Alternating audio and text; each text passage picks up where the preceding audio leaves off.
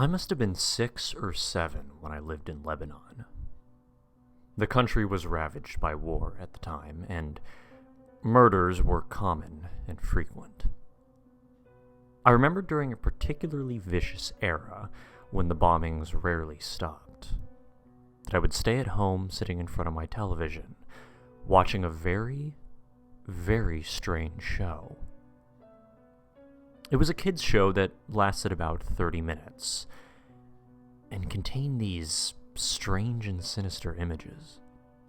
To this day, I believe that it was a thinly veiled attempt on the part of the media to use scare tactics to keep kids in place, because the moral of every episode revolved around very uptight ideologies.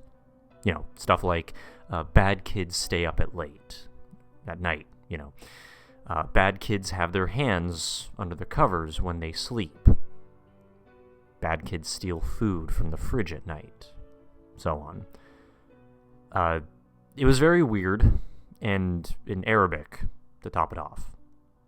I didn't understand much of it, but, for the most part, the images were pretty graphic and comprehensive. The thing that stuck with me the most, however, was the closing scene. It remained much the same in every episode. The camera would zoom in on an old, rusted, closed door. And as it got closer to the door, strange and sometimes even agonizing screams would become more audible. It was extremely frightening, especially for children's programming. Then a text would appear on the screen in Arabic reading, "That's where bad kids go." Eventually, both the image and the sound would fade out, and that would be the end of the episode. Fast forward about 15, 16 years later.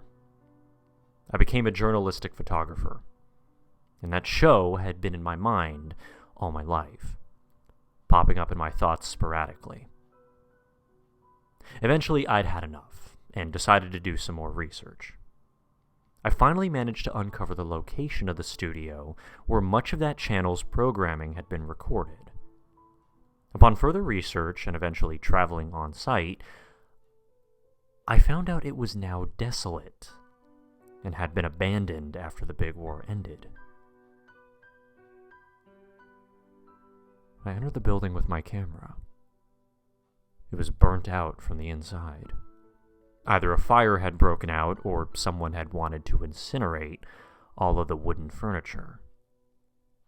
And after a few hours of cautiously making my way into the studio, snapping pictures, I found an isolated, out-of-the-way room.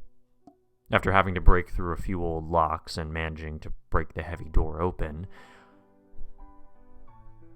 I remained frozen in horror in the doorway for several long minutes. Traces of blood, feces, and tiny bone fragments lay scattered across the floor. It was a small room in an extremely morbid scene. What truly frightened me, though, what made me turn away and never want to come back, was the bolted, caged microphone hanging from the ceiling in the middle of the room.